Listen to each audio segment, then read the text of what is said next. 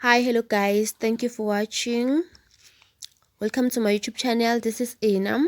Don't forget to subscribe and turn on the notification bell.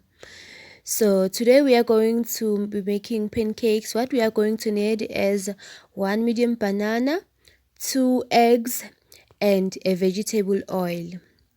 So in preparing those, you need to ripe your banana and then mash your banana and the 2 eggs in a bowl using a fork,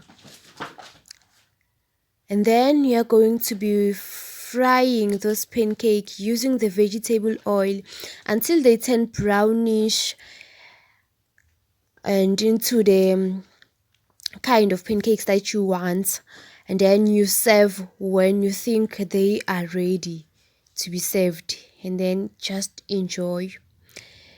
Thank you for watching. Don't forget to subscribe again.